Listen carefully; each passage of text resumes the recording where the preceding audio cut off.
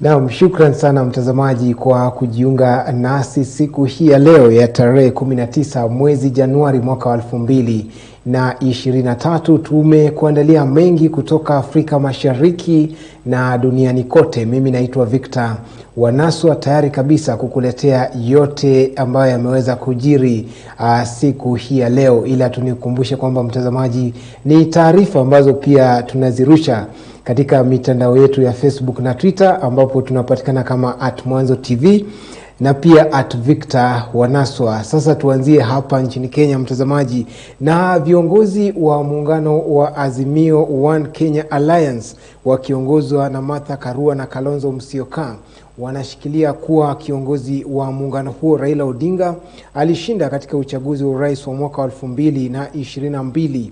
Viongozi hao wamesema katika siku za hivi karibuni watatoa taarifa kamili kuhusu jinsi uchaguzi huo ulivyovurugwa na kumpendelea Rais William Ruto. Hata hivyo, viongozi hao wanataka uchunguzi wa kina kuanzishwa kuhusu uchaguzi huo. Everybody knows that we asked for the data. We even asked for access to the server. Access was not only denied, full access that is, but Smartmatic, a foreign company, also wrote stating why it could not give full access. Remember, the Constitution tells IEBC to run the elections. It doesn't tell them to contract to a foreign company over whom Kenya has no jurisdiction. So this data was sat on deliberately by the IEBC, having known what they did, and the court allowed them. Because IEBC is the duty bearer under the Constitution. They keep the records and they keep them to the order of the court. They ought to be availed to parties when they demand it. You said, well, of what consequence? And of what consequence is that the truth is now finally out. If you look at the IEBC portal, you will not get such data. The truth is finally out. No wonder there are reports that at the IEBC they are interrogating people to find out who let the cat out of the bag. Thank you. Members will fully deliberate and discuss this data and provide the country with the next course of action. Number 5, there are more revelations in our possession that will unearth the filth in the 2022 general elections. This was not an election, but a sham. Number 6, we want to... Naam, tusalie hapo kwa siasa za hapa nchini Kenya. Na bunge la seneti limepitisha mswaada wa tume ya uchaguzi IEBC ya mwaka wa 2022 na kutoa nafasi kwa zoezi la kuajiri makamishna wapya kung'oa nanga. Katika kikao maalum leo hii, bunge hilo lilipitisha mswada huo bila kufanyia marekebisho baada ya mwenyekiti wa kamati ya haki na masuala ya kisheria Hilary Sigei kuondoa mapendekezo yake. Mswada huo sasa unasubiri saini ya Rais William Ruto utakaofanya kuwa sheria. For senators, I now do propose the question that the Independent Electoral and Boundaries Commission Amendment Bill, National Assembly Bills number 49 of 2022, be now read a second time. The principal objects of the bill, Mr. Speaker, is to amend the IEBC Act in its first schedule, which provides for membership of the selection panel for purposes of appointment of chairman or members of the IEBC. Mr. Speaker, sir, the proposed amendments to the Act were necessitated by the declaration by the High Court through Constitution Petition number E36 of 2020 by now Senator Okiya Omtata. By unanimously agreeing to move that this bill that is before us passes without amendments. Mr. Speaker, that the leader of the majority is asking us to pass this bill without amendments, it is the maturity that the country needs. We cannot be divided on everything, including the important things and the small things and the big things. We must demonstrate national leadership by agreeing on the things that require to be fixed. Bwana Spika, kitu kwanza nataka kuunga mkono mageuzi yanayotakiwa na jopo letu la kamati ya haki, mambo ya sheria, haki za binadamu, kuhusu uteuzi wa makamishna wa jopo huru, uchaguzi na mipaka. The IEBC, let us get all these laws in place, particularly the laws that say, let us protect the integrity of the electronic voting system, so that, Mr. Speaker, if everybody is happy, then even when you lose your election, you will not have a problem. Mr. Speaker, I support this bill and this amendment. Thank you. Mr. Speaker, we have had problems with nearly every IEBC on record, except for the one that was picked after the selection by the IPPG. Mr. Speaker, the appointment of commissioners of IEBC is political, even though the Constitution puts it is supposed to be people who are neutral.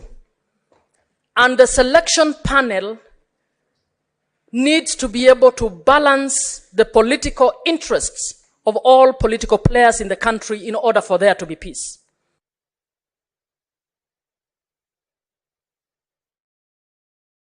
Naye Rais William Ruto amesema serikali yake itashirikiana na serikali za kaunti kukabiliana na kero la ulevi katika maeneo mbalimbali hapa nchini kama vile kaunti ya Kiambu.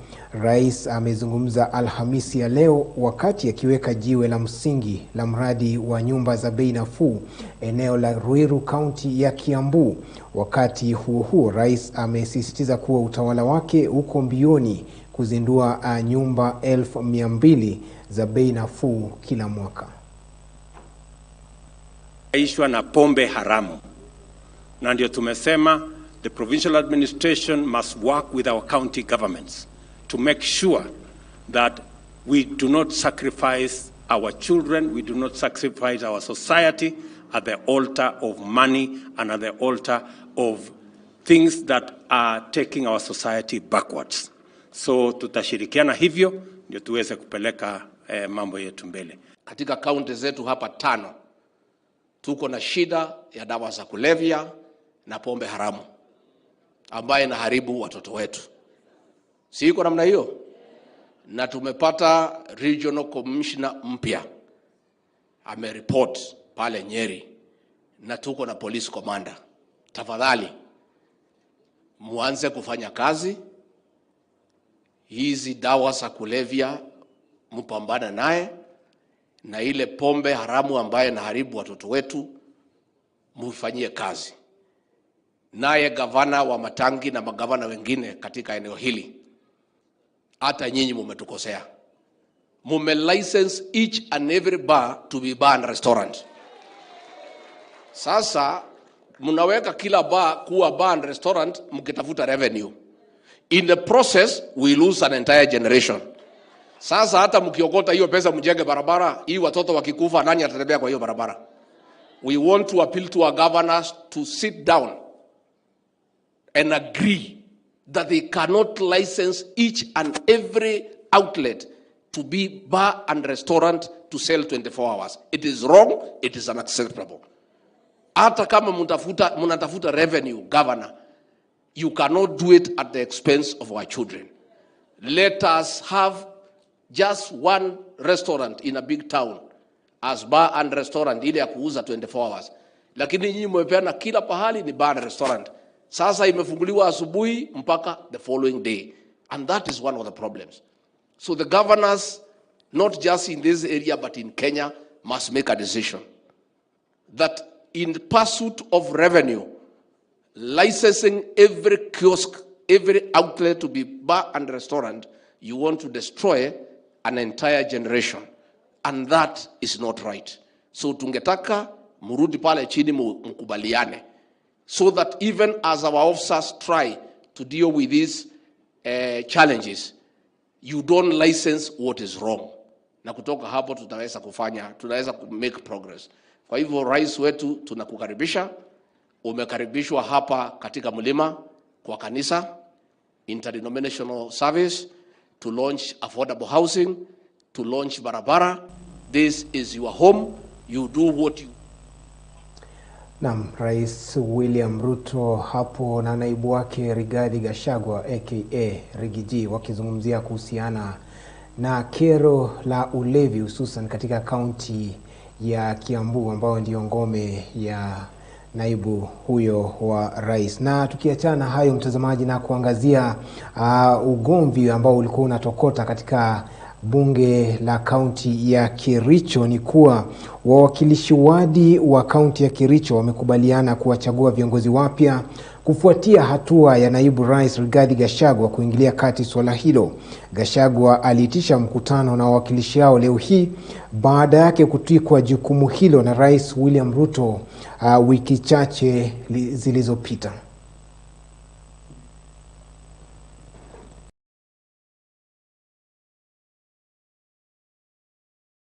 Following squabbles, fights, and unnecessary conflicts in the great county of Kericho, I want to take this opportunity to tell all members of UDA across the country that the elections are over and we have a responsibility to the people of Kenya to facilitate development. We want, where there are issues,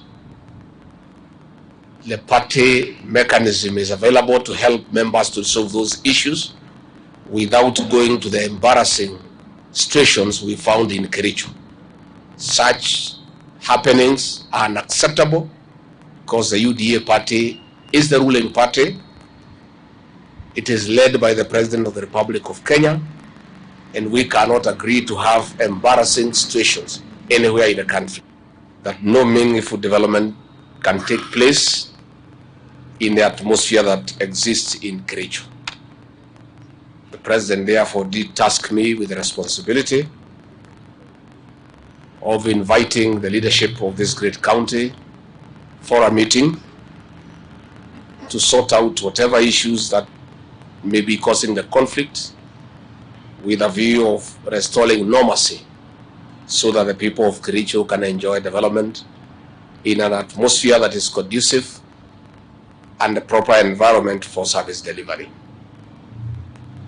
After several hours consultations, we have zeroed down that the problem in Kericho stems from struggle for people to lead and misunderstandings on the house leadership. Na mtazamaji, kumbuka matangazo haya unaendelea kuyapokea pia katika mitandao yetu ya kijamii kwa maana ya Facebook na Twitter, ambapo tunapatikana kama @MWANZO_TV. Sema nasi, utueleze unapokea matangazo haya ukiwa wapi na unazungumzia vipi usemi wa Azimio kwamba kulingana nao Rais Ruto aliweza kulambishwa sakafu na kiongozi wao Raila Odinga. Sema nasi katika mitandao yetu ya Facebook na Twitter, ambapo tunapatikana kama @MWANZO_TV, nami ndakuwa nasoma kabla ya kukamilika kwa matangazo haya. Na tukisonga mbele mtazamaji, ni kuwa wakaazi wa eneo bunge la Mwatate kaunti ya Taita Taveta wameshiriki maandamano kwenye barabara kuu ya Mombasa kuelekea Nairobi, wakitaka shirika la kudhibiti wanyamapori KWS kuingilia kati mzozo kati yao na simba ambao kwa miezi 3 sasa wameua mifugo takriban 350, huku juhudi za kusaka fidia kwa waathiriwa zikiambulia patupu.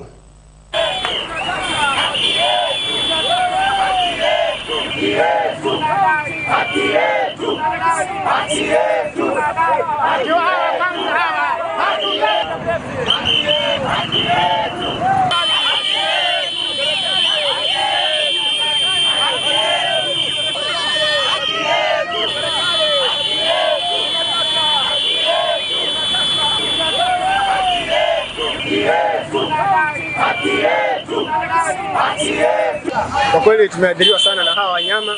Mimi mbuzi wangu waliliwa wawili na wajirani wameliwa tu wengi. Kwa hivyo tumefanywa maskini na hawa wanyama. Kwa hivyo nia yetu ya kuandamana ni kuwapea ujumbe ya kwamba wanyama wao waondoe kwetu, kwa maana wanazidi kufanya kuwa maskini. Hivi tunavyoongea almost 330 head of cattle wamemalizwa na simba hao. Usiku wa jana, hii ni usiku wa jana, wamekula sehemu moja inaitwa Kigombo. Na wamekula mbuzi 6, ng'ombe mmoja akauawa na mwingine akajeruhiwa. Hata huyo mtu anaenda kumuuza kwa sababu hakuna njia yote. We have not hata compensation yenyewe wanazungumza mambo ya compensation, which of course they are talking it on daily basis. Kila siku wanatuambia compensation. Na wale waliotangulia kuliwa mifugo yao mpaka leo hakuna mtu amelipwa. Hivi ndio tumeona tuwafahamishe ya kwamba it is too much and it is enough. Hivi ni kwamba sisi tumechoka, the whole sublocation is crying.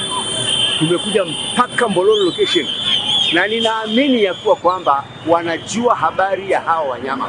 When we ask them about the animals, they saying kwamba wako na tracking devices. Kama wako na tracking devices kuonyesha kwamba waliwaleta wao kwa kufanya nini? Kuja kutumalizia mifugo.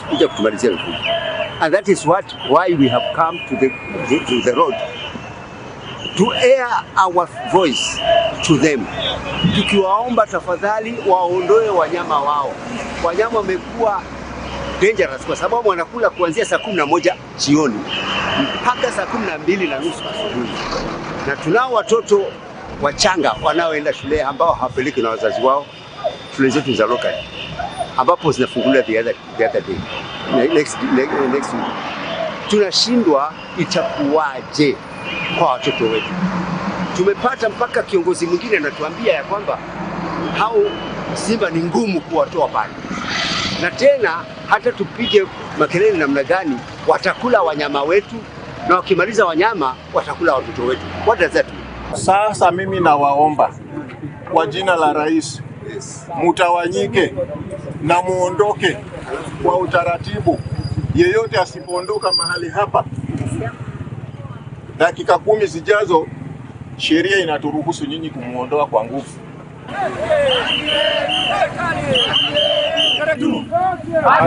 Tunaenda kwa peaceful. Hakuna mtu whether ni peaceful, whether ni ya vita, lazima muelezee polisi. Ile hali tunasumbuliwa na simba. Jana zilikula. Jana tunalala pale. Walishika mtoto wa simba wakamrudisha shule sasa hivi. Walishika simba wakamrudisha pale. Tufanye nini sasa?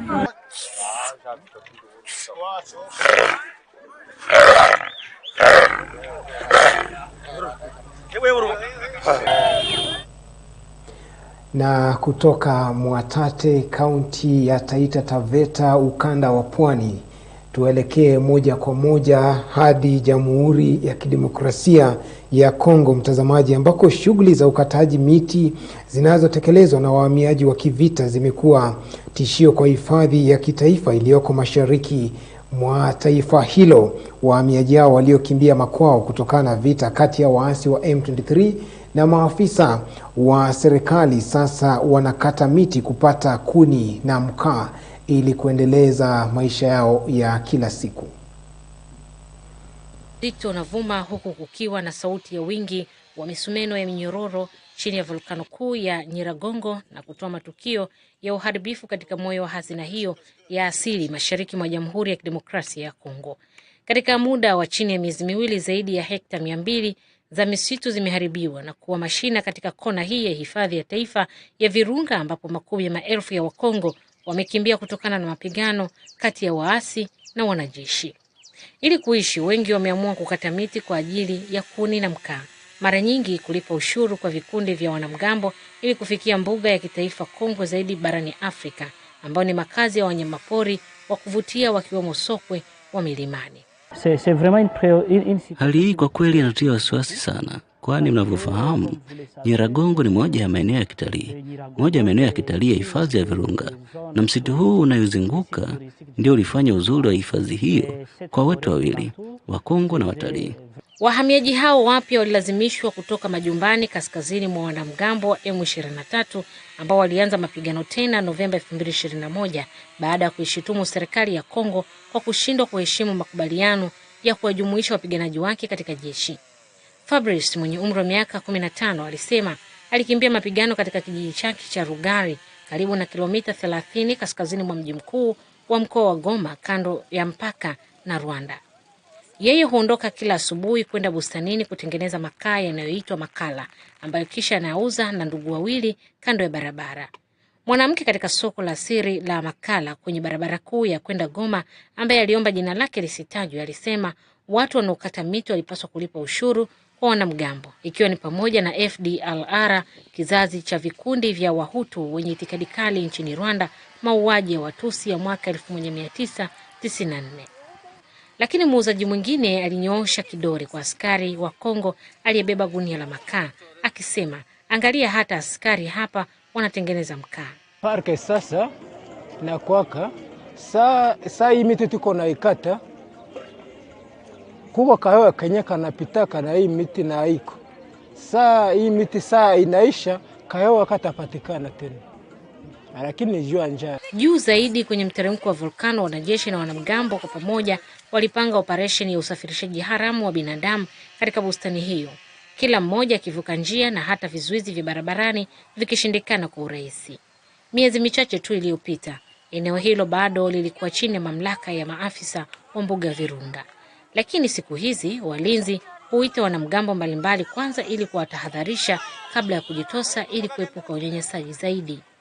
Mnamo Disemba, walinzi wawili waliuawa na wengine kujeruhiwa na watu wanaoshukiwa kuwa ni wanamgambo. Depuis tunafikia mbele mkampi abatupokelesha. Baba katamakara wote, ndoke bakimbizi wote biko mu hii park. Juu wapate cha kukula. Tunamaliza miezi 3 na tupokee. Tumeona vile kama je nezi tuua, juu tunakuwa mwa hii park tukata makara. Lakini licha ya kutia saini mkataba wa kusitisha mapigano katika eneo hilo la serikali mwezi uliopita wa Novemba, M23 imeendelea kukabiliana na makundi hasimu yenye silaha huku ikiiteka maeneo mengi katika jimbo la Kivu Kaskazini na kusonga mbele kuelekea Goma. Makumi ya maelfu ya wakimbizi pia wamekimbilia Rwanda, ambayo Jamhuri ya Kidemokrasia ya Kongo inashutumu kuunga mkono kundi la M23 linaloongozwa na Watusi, ingawa Kigali inakanusha shtaka hilo. Wiki iliyopita Rais wa Rwanda Paul Kagame alisema nchi hiyo haitakubali tena watu kutoroka ghasia ya jirani na hivyo kuzidisha mvutano kati ya nchi hizo mbili. Asia Gamba, Mwanzo. Naam, unaendelea kutazama Mwanzo Habari tukikujia moja kwa moja kutoka hapa jijini Nairobi. Sema nasi mtazamaji katika mitandao yetu ya Facebook na Twitter, utueleze unatazama Mwanzo Habari ukiwa wapi na ni nini maoni yako kuhusiana na usemi wa viongozi wa Azimio kwamba kiongozi wao Raila Amolo Odinga ndiyo aliyeibuka mshindi katika uchaguzi wa Agosti mwaka uliopita. Nami ndakuwa na yashughulikia kabla ya kukamilika kwa matangazo haya. Na tukisonga mbele na kuelekea nchini Chad mtazamaji, ambako tunawapata waandamanaji vijana wakisimulia masaibu na mahangaiko ambao walipitia mikononi mwa maafisa wa polisi katika gereza mbalimbali nchini humo. Mwanahabari wetu Asia Gamba anarejea na taarifa hiyo. Maji na kuchapwa na upepo mkali, huku lori lao lililojaa watu lililopita kwenye matuta, wengine wakinywa mikojo ili kuishi, huku waliokufa wakitupwa kwenye jangwa la Chadi. Baada ya kukusanywa na polisi kutokana na maandamano makubwa dhidi ya utawala wa kijeshi wa Chad mwezi Oktoba mwaka jana, mamia ya vijana, wengi wakiwa vijana, walikabiliwa na safari hii mbaya ya siku 2 hadi kwenye gereza lenye ulinzi mkali la Korotoro ndani kabisa ya jangwa la Jurabu. Baada ya kufika katika jela ya mbali, wengi walihukumiwa katika kesi kubwa bila mawakili na kuwekwa katika mashtaka ya kikatili ya wafungwa wa kijihadi. Tukienda safari ndefu namna hii bila maji ya kunywa, hata tukiomba maji hakuna anayetujibu. Tulisimama njiani kando ya barabara, kuna maji ya nyuma, tukaomba kunywa kutoka kwenye maji, lakini walikataa. Vikosi vya usalama viliwakamata watu hao kabla na baada ya maandamano makubwa, kuhusu mipango ya Jenerali Mahamat Idris Deby ya kuongeza muda wa utawala wake kwa miaka 2. Jenerali huyo mwenye umri wa miaka 38 alichukua wadhifa huo wakati babake Idris Deby Itno, ambaye alikuwa ametawala kwa mkono wa chuma kwa miongo 3, alipofariki Aprili mwaka 2021 kutokana na majeraha aliyoyapata katika vita na waasi. Mnamo Oktoba 20, siku ambayo jeshi lilipaswa kuachia madaraka, upinzani uliitisha maandamano. Msako mkali ulitokea. Kulingana na idadi rasmi, watu 50 waliuawa, lakini vikundi vya upinzani ambavyo sasa vimelazimika kuhamishwa vinasema idadi hiyo ilikuwa kubwa zaidi. Siku hiyo iliyopewa jina la Alhamis Nyeusi ilikuwa moja ya siku mbaya zaidi katika historia ya taifa hilo lililonusu jangwa la Afrika ya Kati.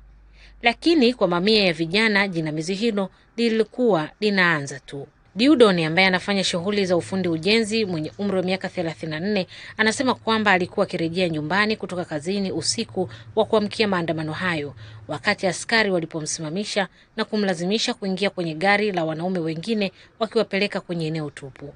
Alizuiliwa katika kituo cha polisi kwa saa takribani 48 kabla ya kupelekwa Korotoro. Waliotuleta kwenye gereza ya Korotoro walikuwa na nia ya kutuua. Maana unaona, mtu ambaye hajaua, hajaiba, anapelekwa huko, anafungwa minyororo, anapigwa na chuma chenye ncha kali, unalishwa. Ilikuwa tatizo. Watu hawa hawakuwa na uhusiano wowote na maandamano, lakini walipelekwa Korotoro. Wanaume waliohojiwa walieleza safari ya Korotoro kupitia jangwa la Durabu kama mateso ya kuzimu ambayo yanaashiria kifo. Parce que tout ce qui a été fait dans l'illégalité. Yote yaliyofanyika yamefanyika kinyume cha sheria. Watu wamekamatwa kinyume cha sheria, wamefukuzwa kinyume cha sheria, wamehukumiwa kinyume cha sheria. On n'a pas retrouvé les corps.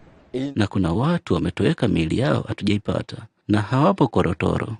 Mamlaka inatuambia kati ya watu 600 waliofukuzwa hadi Korotoro, lakini shuhuda wa mufaka zinaonyesha kuwa kulikuwa na watu waliokufa wakati wa uhamisho huu. Licha ya mazingira magumu, watu bado waliweza kutoroka kwa kuruka kutoka kwenye lori. Anakumbuka Najirem. Pembeni yangu kwenye lori ya barabara kuelekea Korotoro kulikuwa na kijana mmoja tulikuwa tunapiga naye soga, na ghafla akaanguka, alifariki dunia. Tuliomba maji ya kumsafisha, lakini hatukupata. Ilitubidi kumchukua na kuweka mwili wake kando. Baadaye wafungwa wengine walikufa karibu naye.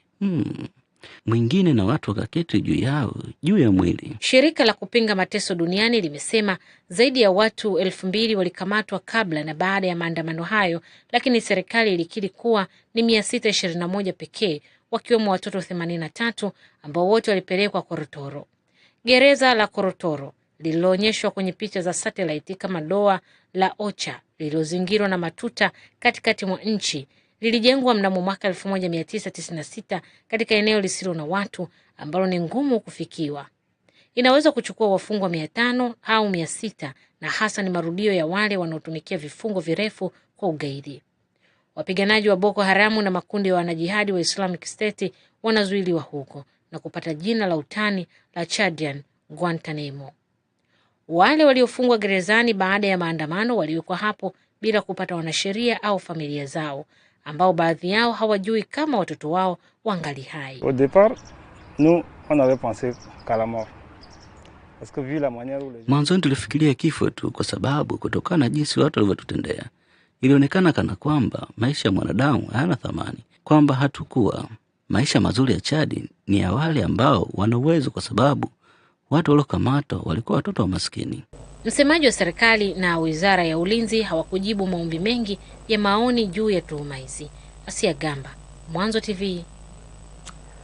Na sasa tumalizie nchini Zimbabwe, mtazamaji. Na spika wa bunge la Zimbabwe Jacob Mudenda amewasilisha ripoti ya kabla ya uchaguzi inayoelezea maeneo ya kupigia kura kwa Rais Emmerson Mnangagwa.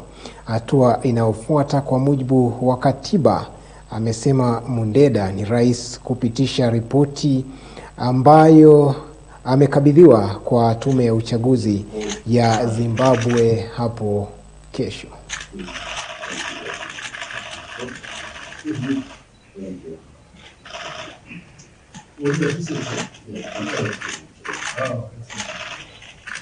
think was indicated by His Excellency the President when he said he will pass on the report that we've handed over to him to the Zimbabwe Electoral Commission tomorrow. And once they've received the report from Parliament, they'll look at it and hopefully digest it accordingly. And then after that, they will produce a final report. After 14 days of that handover, His Excellency the President will gazette the final report in terms of the Constitution. Naam, tumalize hivi mtazamaji. Siku zote wanasema kwamba wanaokudharau siku moja watakusalimu kwa heshima. Japo wanaokudharau huenda wasikusalimu kwa heshima siku moja mtazamaji.